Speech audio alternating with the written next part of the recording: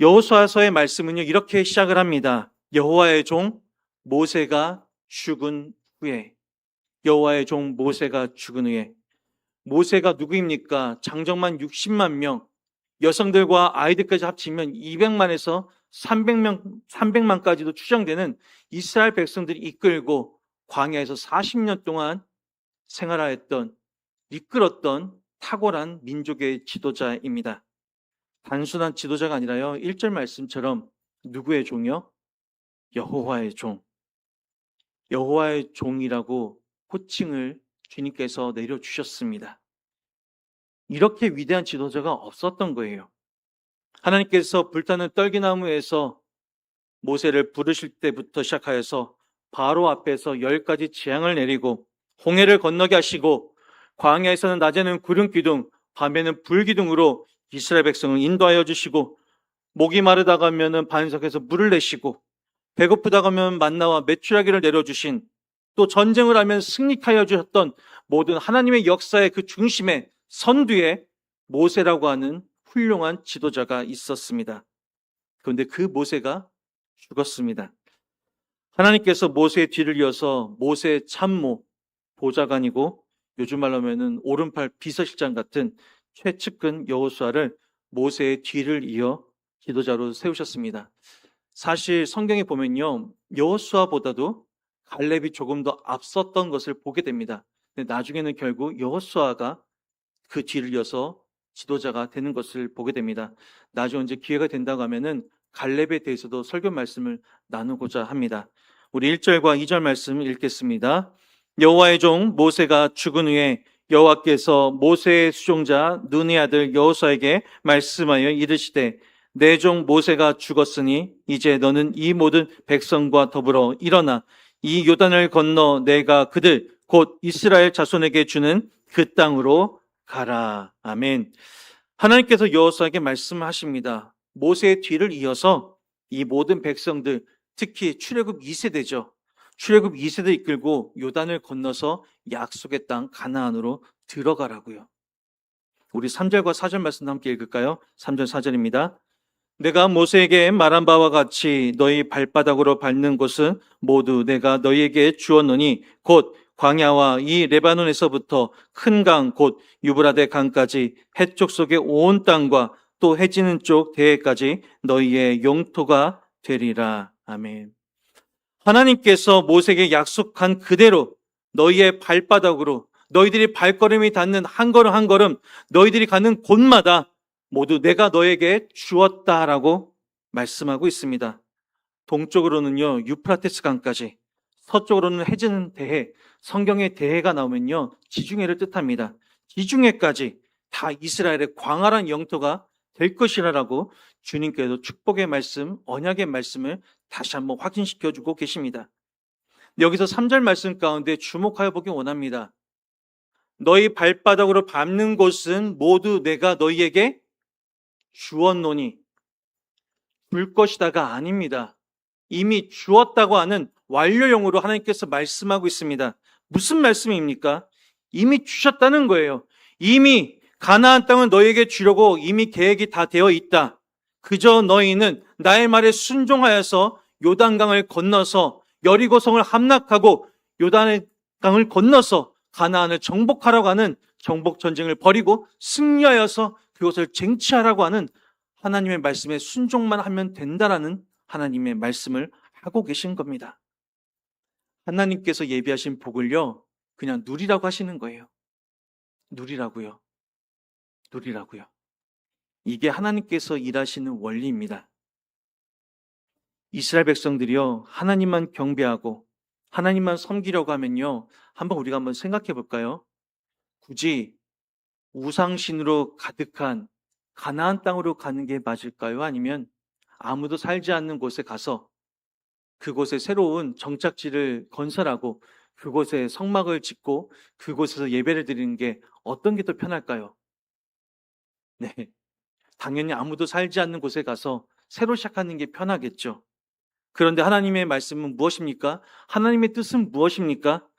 풍요의 신 바알을 섬기는 사람들로 가득하고 이스라엘 백성들보다 무기도 그렇고 혈기문명이 가득한 그곳에 들어가서 가나안 땅 그 정착민들과 싸워서 승리하고 그곳을 이겨서 가져가라고 하시는 겁니다. 희생이 없지 않겠죠. 피의 대가, 땀의 대가를 지불하라고 하는 하나님의 말씀입니다. 한번 생각해 볼까요? 우리가 그림을 그릴 때도 아무것도 그려져 있지 않은 하얀 도화지에다가 그림을 처음부터 그리기 시작하면 내가 원하는 그림을 그릴 수가 있죠. 그런데요, 누군가 그린 그림 위에다가 그 그림을 지우고 덧칠하려고 하면요, 얼마나 어렵겠습니까? 마찬가지입니다. 이미 우상신으로 가득한 가나안에 들어간다고 하면요, 아무래도요, 그 이방신의 문화에 물들 수가 있습니다. 그러다 보면 신앙이 또한 퇴색될 수 있고 바알신을 섬기는 짬뽕 신앙, 혼합주의로 물들 수도 있겠죠. 사막의 수도사들처럼 세상과 분리되어서 완전히 따로 분리해서 사는 그들의 인생도 참으로 귀합니다. 하지만요, 믿지 않는 자들이 다수인 세상 속에 살지만 세상과는 구별된 자로 사는 우리의 모습도 하나님이 너무나 귀하게 여기실 겁니다. 그런 의미에서 여기 서 있는 목사보다는 우리 성도님들이 신앙생활 하기가 더 만만치 않습니다. 오늘요, 저요, 안 믿는 분들과 대화하는 게 거의 없습니다. 그냥 교회 앞에서 아침에 인사하는 거, 그 정도 말고는 없어요. 근데 우리 성도님은 어떠십니까? 직장에서, 사업장에서, 또한 가족들 사이에서 안 믿는 분들과 부대끼면서 때로는 신앙의 언어가 아니라 세상의 언어도 나오고 어떠십니까? 그렇지만요, 세상과 분리된 것을 원하시는 게 아닙니다. 세상 속에 살지만 세상에 속하지 않은 자로서, 천국 시민권자로서 하나님의 자녀답게, 하나님의 백성답게 그 정체성을 유지하고 하나님의 자녀답게 살아가는 모습을 보고 하나님은 참된 예배자라고, 삶의 예배자라고 인정해 주시는 겁니다. 교회에 이렇게 피곤함에도 불구하시고 이렇게 나오시는 거, 모이게 힘쓰시는 거 너무나 귀하고요. 또한 반대로요, 세상에 흩어져서 세상 속으로 나가 담대하게 하나님의 말씀을 때를 어떤지 못 어떤지 전하는 것 또한 우리의 사명이고 마땅한 우리의 의무요, 우리의 신앙의 자세인 줄로 믿습니다. 아멘. 5절과 6절 말씀 읽겠습니다. 내 평성에 너를 능히 대적할 자가 없으리니 내가 모세와 함께 있었던 것 같이 너와 함께 있을 것임이니라. 내가 너를 떠나지 아니하며 버리지 아니하리니 강하고 담대하라. 너는 내가 그들의 조상에게 맹세하여 그들에게 주리라 한 땅을 이 백성에게 차지하게 하리라. 아멘. 모세의 뒤를 이은 여호수아가 얼마나 걱정이 많고 두려움이 앞섰겠습니까? 과연 내가 잘 해낼 수 있을까? 내가 잘 이끌 수 있을까? 옆에서 보니까 이스라엘 백성들 정말 말 되게 안 듣던데 나의 말, 모세 말도 안 들었는데 내 말을 과연 들을까? 저도 그랬습니다. 주님의 핏값으로 세우신 효정교회 3대 후임 목사로 준비하면서 제 안에는 오죽했겠습니까? 부임하기 전에 참 많은 생각이 들었습니다. 담임 목사로서 과연 내가 준비된 것은 맞을까? 담임 목사와 부목사는 천지 차이라고 하던데 잘할 수 있을까? 또한 청빙 과정에서 투표해서 저 아닌 분에게 투표하신 분도 분명히 계실 거라 생각이 됩니다. 네. 그분들이 계속해서 나를 인정하지 않으시면 어떡하지? 마음가운데 여전히 아쉬움이 있으시면 어떡하지? 하루에도 별의별 생각이 많이 들었습니다. 그러니 200만 명을 이끌어야 되는 여호수아는 오죽했겠습니까? 두려워하고 떨고 있으니까 하나님께서 내가 너와 함께한다. 절대 너를 버려두지 않을 거야. 두려워하지 말라고. 여호수아가 두려워하고 떨고 있으니까 하나님께서 이렇게 계속해서 반복해서 말씀하시는 거 아닐까요? 걱정하지 마. 나와 함께하면 너와 함께할 거야. 말씀대로 하면 너희 백성들도 너를 따를 거야. 나만 믿고 따라와. 라고 하시는 하나님의 말씀에 여호수아가 위로를 얻고 새 힘을 얻고 앞으로 나갈 수 있는 요단강을 건너서 정복 전쟁할 수 있는 힘을 얻었을 것입니다. 말씀을 준비하면서 사회생활 할 때 목회자로 부르셨을 때가 생각이 났습니다. 목회자 자녀로 자라면서 참 목회자라는 직업으로 말씀드리겠습니다. 목회자는 참 이 길은 내가 갈 길이 아니야. 너무 힘든 것을 많이 봐왔기 때문에 하나님, 제가 어릴 때부터 이렇게 기도를 했거든요. 청년 때까지. 제가 세상에 있는 직업 중에 딱 두 가지는 안 하겠습니다. 목사와 선교사. 제가 섬겼던 교회 청년부는 헌신 예배를 정말 많이 드렸습니다. 제 속에는 할머니의 감리교의 피와 저희 아버지의 순복음 오순절의 피와 또한 좀 자유스러운 장로교의 피와 보수적인 장로교의 피가 다 흐르고 있습니다. 청년부 때 헌신 예배 통성 기도하기 전에 늘 이렇게 기도하고 헌신 예배를 드렸던 기억이 납니다. 매 예배 때마다 제가 이렇게 기도하고 시작을 했거든요. 하나님, 물질이든 시간이든 청년회 때 뭘 하시든지 간에 제가 목사와 선교사 되라는 말씀을 빼고는 다 순종하겠습니다. 하고 기도를 시작했습니다. 또 어떤 날은요, 지금도 기억이 납니다. 어떤 날은 하나님, 제가 지금 지갑에 있는 돈이 얼마인지 모르지만 꺼내서 제가 있는 돈 다 드리고 기도를 시작할게요. 그러니까 목사와 선교사 되라는 말만 하지 마세요. 하고 지갑을 꺼내서 봤더니 웬걸요, 그날이요. 평소보다 지갑에 돈은 많이 갖고 온 거예요. 그냥 다 드리고서는 헌금을 정말 많이 드렸습니다. 그날 드리고 기도를 시작했던 적도 있습니다. 시간이 흘러서 사회생활을 할 때에 점심시간에 양재 시민의 숲에서 말씀을 묵상하고 혼자 찬양하던 시간을 가졌던 때가 있습니다. 그때 하나님께서 계속해서 전임 사역자가 되면 좋겠다라는 마음을 주셨습니다. 근데 여호수아처럼 저라면요, 하나님께서 여호수아처럼 이렇게 오늘 1장에 있는 말씀처럼 강하고 담대하라는 말씀을 저한테 이렇게 막 직접 음성처럼 들려줬으면요, 아멘하고요, 뒤도 안 돌아보고 그냥 했을 거예요. 근데 하나님께서 그냥 그런 마음으로 계속해서 강하게 저를 터치하시는 것만 느꼈습니다. 사실 포기해야 될 것들이 많이 있었습니다. 해외 주재원의 좋은 삶과 또한 아이들의 국제학교를 보낼 수 있는 모든 여건들, 또 아이들의 대학 진학도 다 어느 정도는 보장이 되고요.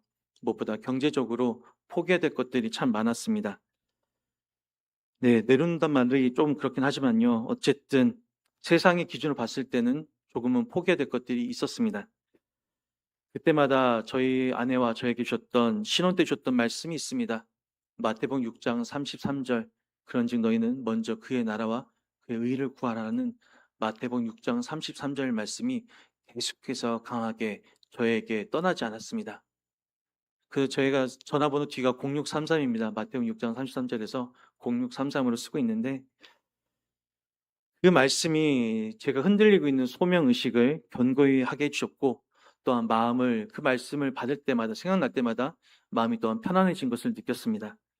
물론 하나님 나라를 위한다는 것이 전임 사역자만 되라는 것이 아니었겠죠. 그래서 그렇게도 기도해 봤습니다. 하나님, 제가 직장 생활을 계속하면서 야간에 신학대학원을 다니고 또한 해서 목사 안수도 받고 선교사님들과 목사님들을 물질로 더 후원하면서 또한 주일에 제가 파트타임으로 교회를 섬기겠습니다. 무급으로 섬기겠습니다. 그렇게 또 기도도 해봤습니다. 근데 그때마다 마음이 계속해서 편치가 않은 거예요. 마음이 편치 않다는 것은 무슨 뜻이겠습니까? 하나님의 뜻이 아니라는 거겠죠. 사랑하는 성도님들, 사람마다 부르심의 때도 부르심의 방법도 다 다릅니다. 요즘 자녀들이 어른들한테서 가장 듣기 싫은 질문 중에 이렇게 탑3 안에 드는 게 뭔지 아십니까? 네 꿈이 뭐니? 너는 커서 어떤 직업을 갖고 싶어? 뭐가 되고 싶어? 이걸 물어보는 게 정말 듣기보다 싫다고 합니다. 물론 하나님이 주신 비전을요, 일찍 발견하고 그 꿈을 향해서 달려갈 수 있다고 하면요, 그것만큼 시행착오를 줄일 수 있어서 너무나 지혜로운 방법이겠죠. 하지만 뒤늦게 하나님의 뜻을 발견하고 돌고 돌아서 이렇게 여러분 앞에 서 있는 목사도 있잖아요. 우리 자녀들 조금 돌아가는 것 같더라도 조금 더 믿음의 눈으로 또한 기다려주시면 어떨까요? 지금의 모습이 아니라 10년, 20년, 30년 뒤에 하나님의 나라를 위하여서 존귀하게 쓰임받을 우리 자녀들을 믿음의 눈으로 바라보면 어떻겠습니까? 혹시 교회에 나오지 않고 있는 자녀들 있다고 하면은 그렇게 얘기해 주세요. 너 그렇게 교회 안 나고 뻗팅기면 효정교회 이번에 새로 오신 목사님 있잖아. 그렇게 뻗팅기다가 목사 됐대. 너도 자꾸 그렇게 교회 안 나면 나중에 너 목사님 된다. 너 선교사님 된다. 너 그럴래? 아니면은 지금 열심히 교회 나와서 네가 하고 싶은 거 할래? 네, 그렇게 말해 주세요. 우리 자녀들 믿음의 눈으로 기다려 주시고 기도해 주시고 그 아이들의 그 자녀들의 청년들의 모습을 기대해 주시면 너무나 감사하겠습니다. 우리 7절과 8절 말씀도 함께 읽겠습니다. 7절, 8절입니다. 오직 강하고 극히 담대하여 나의 종 모세가 내게 명령한 그 율법을 다 지켜 행하고 우로나 좌로나 치우치지 말라. 그리하면 어디로 가든지 형통하리니 이 율법책을 내 입에서 떠나지 말게 하며 주야로 그것을 묵상하여 그 안에 기록된 대로 다 지켜 행하라. 그리하면 내 길이 평탄하게 될 것이며 내가 형통하리라. 아멘. 하나님께서 여호수아에게요 훌륭한 지도자가 되는 비결입니다. 오직 강하고 극히 담대하라. 우리가 담대할 수 있는 이유는요, 나의 능력을 믿기 때문이 아닙니다. 내 힘을 빼고 전적으로 하나님을 의지할 때에 하나님의 능력을 믿기 때문에 우리가 강하고 담대할 수가 있는 것입니다. 운동 좋아하시는 분들, 특히 공을 하는 운동 좋아하시는 분들 충분히 공감하실 거라 생각이 됩니다. 운동할 때 가장 많이 코치분들이나 더 잘하시는 분들한테 듣는 말이 무엇인가요? 어깨에 힘 좀 빼라는 말 제일 많이 듣잖아요. 저도 신대원 다닐 때 학교 앞에 있는 탁구장에서 한 2년 정도 레슨을 받았거든요. 근데 꼭 코치님이 늘 그러세요. 어깨에 힘 좀 빼고 치라고. 어깨에 힘을 주고 치면요, 탁구공이요 밀려서 들어갑니다. 그럼 상대방이 굉장히 치기 좋은 볼로 가요. 근데 어깨에 힘을 빼고 치면요, 드라이브가 더 많이 걸려서 회전수가 많아져서 상대방이 치기가 어렵게 됩니다. 어깨에 힘 좀 빼라고 하는 게 비단 운동뿐이겠습니까? 우리 신앙도 마찬가지입니다. 우리의 어깨 힘을 빼고 우리 힘 좀 빼고 내 힘과 능이 아니라 성령님이 주시는 힘을 가지고 우리가 신앙생활 할 때에 우리가 능히 더 성숙하고 성장할 수가 있는 것입니다. 스가랴 4장 6절입니다. 스가랴 4장 6절 말씀 제가 읽겠습니다. 만군의 여호와께서 말씀하시되 이는 힘으로 되지 아니하며 능력으로 되지 아니하고 오직 나의 영으로 되느니라. 아멘. 나의 힘으로도 능력으로도 되지 아니하고 오직 나의 영, 루아, 성령으로 되느니라 라고 말씀하고 계시는 거예요. 우리 안에 성령님이 계시다는 것, 내주하시는 성령님을 믿는다고 하면요, 왜 우리가 내 힘과 능력으로 내가 가진 것으로 뭔가를 하려고 왜 그렇게 우리가 어리석게 신앙생활을 하게 될까요? 나의 나됨을 내려놓고 내 힘을 뺄 때에 그때에 하나님이 일하십니다. 아멘. 아멘. 그런 역사가 있는, 그러한 체험이 있는 우리 성도님들 되시기를 주님의 이름으로 축복을 드립니다. 또한요, 우로나 좌로나 치우치지 말라고 하십니다. 우리 7절 말씀 다시 한번 읽겠습니다. 우로나 좌로나 치우치지 말라. 그리하면 어디로 가든지 형통하리니. 아멘. 우로나 좌로나 치우치지 말라는 말씀은요, 말씀에서 벗어나지 말라는 겁니다. 언제나 말씀 중심, 교회 중심, 하나님 중심, 공동체 중심에서 벗어나지 않는 게 우로나 좌로나 치우치지 않는 신앙입니다. 또한요, 세상 유행, 세상 문화, 세상 트렌드를 우리가 함몰되거나 휩쓸려가는 게 아니라요, 우리의 영적인 눈을 뜨고 영적인 분별력을 가지고 세상 문화도 소비해야 될 줄로 믿습니다. 요즘은 너무나 정말 비성경적이고 정말 반기독교적인 요소가 문화 요소 곳곳에 숨어 있습니다. 그것들을 우리들이 잘 영적인 분별력을 가지고 우리가 하나하나 잘 생각하면서 우리가 지내야 될 줄로 믿습니다. 세상 문화에 휩쓸려서도 안 되지만요, 우리가 신앙생활 할 때도요, 우리의 본질이 흔들리거나 벗어나도 안 됩니다. 무슨 말씀이냐면요. 요즘 유튜브를 보면요. 자유주의 신학, 우리가 추구하는 신학과 정반대 자유주의 신학을 추구하는 목사님들과 신학자들의 무분별한 유튜브 콘텐츠가 너무나 많습니다. 너무나 많습니다. 정말 가려서 들으셔야 되고요. 가려서 습득하셔야 됩니다. 이 진리가 진리인 것처럼 너무나 그럴듯하게 들리는 말씀들을 너무나 잘하세요. 말 잘한다고 해서 그럴듯하여서 내 정말 뭔가 정말 시대에 맞는 것 같아서 상황에 맞는 것 같아서 그렇게 소비하시거나 따르지 않으시기를 부탁을 드립니다. 맹목적으로 하나님을 믿으라는 것이 아닙니다. 다만 신앙은요, 계산기를 두드리면 두드릴수록 복을 받기가 어렵습니다. 오직 말씀을 기준 삼으시고 말씀을 달인줄 삼으셔서요, 어디로 가든지 무엇을 하든지 무엇을 계획하시든지 간에요, 형통의 복을 누리시기를 주님의 이름으로 축복합니다. 또한요, 이 율법책을 내 입에서 떠나지 말게 하며 주야로 그것을 묵상하여 그 안에 기록된 대로 다 지켜 행하라고 하셨습니다. 말씀을요, 늘 가까이 해야 합니다. 늘 말씀을 가까이 해야 돼요.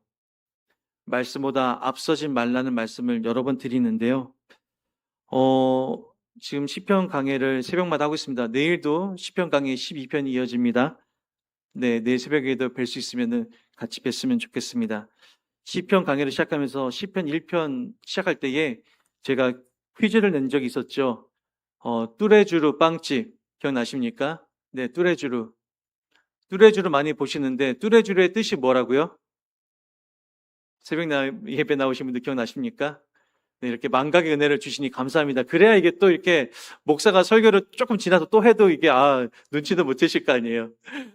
네, 매일 하루 종일 주야라는 뜻이 바로 뚜레쥬르 불어의 뜻입니다. 아마도 그런 뜻 아닐까요? 매일 하루 종일 우리 뚜레쥬르 빵 생각만 하고 또 잊을만 하면 또 와서 빵을 먹으라고 하는 뜻으로 뚜레쥬르라고 하는 이름을 짓지 않았나 생각이 됩니다. 가정에서, 사업장에서, 직장에서, 길을 걸으시면서, 운전하시면서, 엘리베이터를 기다리시면서, 횡단보도 앞에서 말씀을 주야로 늘 가까이 하셔야 됩니다. 이번 한 주간에 성경 몇 장 읽으셨습니까? 새벽 예배 나오시면 자연스럽게 하루에 한 장 읽게 되시는데, 성경을 1년에 일독하려고 하면요, 하루에 3장 또는 4장을 읽으셔야 합니다. 읽고 다 계시죠? 네. 성경 읽으셔야 됩니다. 성경을 정독하는 것도 중요하지만 또 성경을 1년에 한 번 정도 일독하는 것도 너무나 좋을 것 같습니다. 요한계시록 1장 3절에도 이렇게 말씀하고 있죠. 이 예언의 말씀을 읽는 자와 듣는 자와 그 가운데 기록된 것을 지키는 자는 복이 있나니 때가 가까움이라. 아멘. 설교를 들으시고 나면은 은혜 받았다는 덕담을 우리가 주고받죠. 예. 정말 은혜 받으셨다고 하면은요, 저한테 다가오셔서 목사님 은혜 받았습니다라고 하실 거면요, 말씀을 들으시는 가운데 마음 가운데 이거는 저 사람이 들어야 되는데 아무개가 들어야 되가 아니라 나에게 하는 말씀이구나. 그렇다면 이번 한 주간에 내가 무엇을 실천해야 될지 그것까지 실천하겠다는 결단을 가지시고 우리 은혜 받았다는 덕담을 나누면 좋겠습니다. 실천이 없는 묵상과 실천이 없는, 적용이 없는 은혜는요, 정말 값싼 은혜에 치부되고 맙니다. 정말 값싼 은혜예요. 묵상에 대해서도 제가 시편 강해 때 말씀을 드렸는데 다시 한번 말씀을 드리겠습니다. 묵상이란 것은요, 읍조리라는 뜻으로 1차적으로는요, 되새김질이에요, 되새김질. 소가 되새김질하는 것처럼 제가 이가탄 광고 말씀드렸죠. 씻고, 뜯고, 맛보고, 즐기고, 씻고, 뜯고, 맛보고, 즐기고. 이게 되새김질 아닙니까? 음미하는 거잖아요. 말씀을 음미해야 말씀이 꿀송이처럼 달게 느껴지는 겁니다. 말씀을 맡은 자로서 말씀을 연구하고 성경을 또한 읽다가 또한 설교를 준비하다가요. 와, 이런 말씀도 있었네. 야, 이런 말씀이 있었네. 그때요, 정말 유레카를 외치는 것처럼요, 희열을 느낄 때가 있습니다. 그래서 꿀송이보다 더 달다고 하는구나. 좋은 영화 보면서 카타르시스를 느끼는 것보다, 야, 이게 그래서 꿀송이보다 달다고 하는 말씀이 이런 뜻이구나 라는 것을 느낄 때가 있습니다. 지난 주일 제목 기억나십니까? 주일 오전 기도 제목? 할렐루야. 여호와를 앙망하라. 네, 그러면은 주일까지 안 가겠습니다. 수요일 날, 수요 예배 때, 네, 에스더 설교, 잠 못 이루는 밤. 네, 할렐루야. 네. 이게 그래서 묵상이 중요한 거예요. 되새김질이 중요한 겁니다. 반복이 중요한 거예요. 또한요, 묵상은 이런 뜻도 갖고 있습니다. 세렝게티 초원에서 정말 배고픈 사자가 멀리 풀을 뜯고 있는 얼룩말을 보고 있습니다. 낮은 포복 자세로 뛰어가서 잡아먹을 타이밍만 재고 있는 거예요. 그때 사자가 이렇게 신음소리를 낸다고 합니다. 언제 뛰어가지? 언제 타이밍에 얼룩말이 물에서 떨어졌을 때 이때다 싶을 때까지 그때를 기다리면서 하는 게 바로 하가라고 하는 히브리어입니다. 그게 바로 묵상이고 읊조리다라고 하는 뜻입니다. 이런 거겠죠. 목사님이 이렇게 단위에 서면 이제 저희 같은 이제 목사들이 단위에 서면은, 목사님 왜 오늘 넥타이가 삐뚤었지? 머리는 왜 저래? 어젯밤에 라면 먹고 주무셨나? 얼굴이 부었네. 이런 거에 집중하는 게 아니라요. 오늘은 무슨 말씀을 하실까? 설교 본문을 보니까는 이거 할 것 같은데 이 말씀 하실까? 오늘은 어떤 말씀이 단에서 선포될까? 사모하시면서 마치 사자가 먹잇감을 정말 노려보면서 그 사모하는 마음으로 잡아먹으려고 하는 것처럼 오늘 이 단에서 선포되는 말씀은 목사님이 설교를 준비를 잘했든지 못했든지 상관없이 나한테 주어지는 말씀이 있을 거야. 이 말씀 받아 먹을 거야 라고 하는 그러한 마음가짐으로 하는 게 바로 묵상입니다. 사랑하는 성도님들, 매일매일 성전에 달려나오시는 마음가짐이 묵상, 주야로 묵상하는 이러한 삶의 태도, 모습이시면 너무나 감사하겠습니다. 우리 9절 말씀 읽겠습니다. 9절입니다. 내가 내게 명령한 것이 아니냐? 강하고 담대하라. 두려워하지 말며 놀라지 말라. 내가 어디로 가든지 내 하나님 여호와가 너와 함께 하느니라 하시니라. 아멘. 내가 내게 명령한 것이 아니냐? 여호수아에게 선택권이 없습니다. 강하고 담대하라. 이거는요, 선택의 문제가 아닙니다. 여호수아가 회피할 수 있는 것도 아니에요. 왜요? 하나님께서 내가 내게 명령한 것이 아니냐라고 말씀하고 있습니다. 너에게 주어진 사명을 감당하라고 주께서 명령하셨습니다. 이것은 여호수아가 피할 수 있는 선택의 문제가 아닙니다. 사랑하는 성도님들, 하나님께서 맡겨주신 사명이 있다고 하면요, 교회에서의 직분, 중직자의 사명, 각각의 기관에서의 사명, 성가대로서, 중창팀으로서, 식당 봉사로, 안내팀으로, 또한 차량 봉사로, 방송실에서, 요즘 방송실이 진짜 바쁘거든요. 저 때문에요. 방송실에서 또한 이렇게 특별 저녁기도회 간식으로 섬겨주시고 여러 모양으로 섬기시는 것들 때로는요 버거울 때가 있을 겁니다. 버거우실 때가 있을 거예요. 내려놓고 싶고 좀 쉬고 싶다라는 생각 드실 때가 있을 거예요.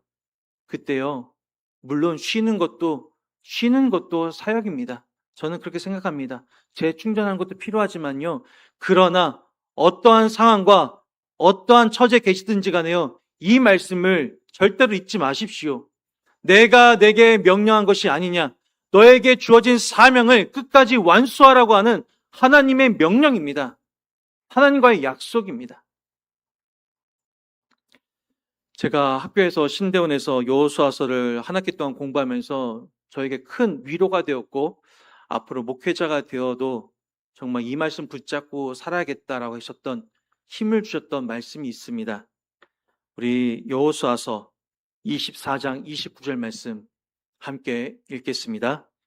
2일 후에 여호와의 종 눈의 아들 여호수아가 110세에 죽음에 110세에 죽어서 크게 위로가 됐다는 게 아니고요. 여호와의 종이라는 말씀에 주목해 주시기를 바랍니다. 여호수아서 1장 1절 말씀도 같이 띄워주실까요? 예, 그 다음 슬라이드입니다. 한번 눈으로 한번 보시겠습니까? 하나님께서 여호수아를 어떻게 부르시는지요? 여호수아서 전반적으로요, 모든 말씀 가운데 여호와의 종이라고 칭함받은 것은 모세밖에 없었고요. 1장부터 24장 28절까지요. 여호수아를 향하여서 하나님께서 여호와의 종이라고 칭하신 적이 단 한 군데도 없습니다. 마지막 장에 가서야, 그것도 거의 끄트머리에 가서야 하나님께서 뭐라고 말씀하십니까? 여호와의 종 눈의 아들 여호수아 라고 말씀하십니다. 모세의 수종자였던 여호수아가 그의 호칭이 바뀌었습니다. 하나님께 그간의 삶을 강하고 담대하라고 하셨던, 가나안을 정복하러 가셨던, 두렵고 떨리지만 모세의 뒤를 이어서 내 백성을 이끌고 가나안 땅에 들어가라고 하셨던 하나님의 말씀에 순종하였을 때에 그가 하나님께 이렇게 크게 인정받고 칭찬받게 됩니다. 얼마나 많은 일들이 있었습니까? 여호수아서에 보면요. 여리고성을 쉽게 함락했음에도 불구하고 정말 조금의 영적인 방심했던 그 순간에 아이성에서 패배하기도 하였습니다.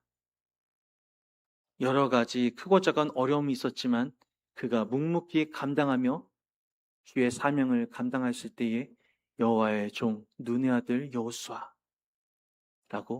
그의 호칭이 바뀌었습니다.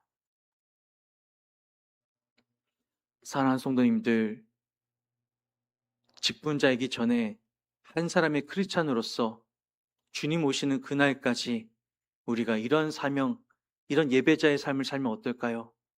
성경에는요, 세상을 너무나 사랑하여서 배교했던 대마 같은 사람도 신약 성경에 나옵니다. 바라기는 절대로 중간 결산하지 마시고 끝까지 맡겨지신 사명 감당하셔서 주님 만나는 그날까지, 이 땅에 두 발을 딛고 서 계시는 그날까지 우리가 최선을 다해서 목숨을 걸고 주님의 핏값으로 세우신 우리 교회를 위하여서, 사랑하는 또 우리 아끼는 옆에 있는 구역 식구들을 위하여서, 기관 식구들을 위하여서, 담임 목사님을 위해, 또 부족한 저를 위해서, 서로를 위하여서, 우리 장로님들을 위하여서 서로를 위해 기도하며 아끼며 맡겨주신 사명 우리 함께 감당해 보지 않으시겠습니까? 또한 나라와 민족을 위한 기도를 올려드리는 사명, 우리의 자녀들을, 우리의 다음 세대들을 맡겨주신 사명 끝까지 한번 감당해 보지 않으시겠습니까? 예전에 육아 사춘기 자녀를 둔 부모에 대한 그런 책과 그런 것들 가운데 글의 내용이 잊혀지지가 않습니다. 굉장히 어려운 장애를 갖고 있는 아이를 키우시는 어떤 사모님의 간증이었는데요. 그 사모님이 너무나 하나님께 원망했다고 합니다. 왜 우리 가정에 이렇게 장애가 있는 자녀를 보내셔서 목회에 걸림돌이 되게 되고 너무나 이렇게 경제적으로 어려움을 겪게 되고, 그런데요, 그 사모님이 기도하시는데 하나님이 그렇게 말씀하셨대요.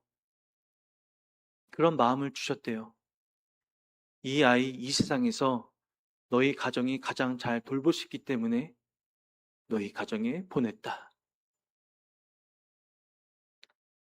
다른 사람이 아닌 너희 두 사람이 이 아이를 책임지고 나의 사랑으로 품을 수 있기 때문에 이 아이를 너희 가정에 보냈다고 하는 그런 사모님의 간증을 보고 저도 펑펑 운 적이 있습니다. 혹시 자녀들 때문에 힘들어하시는 우리 성도님들 계시다고 하면, 기도 제목이 있으신 가정이 있다고 하면 그 자녀를 위해서 더욱더 눈물로 가슴에 품으시고 하나님 맡겨주신 선물이라고 생각하시고 기도해 주시기를 부탁을 드립니다. 모세처럼, 여호수아처럼 여호와의 종이라고 인정받고 칭찬받는 모든 성도님들 되시기를 주님의 이름으로 간절히 축복합니다.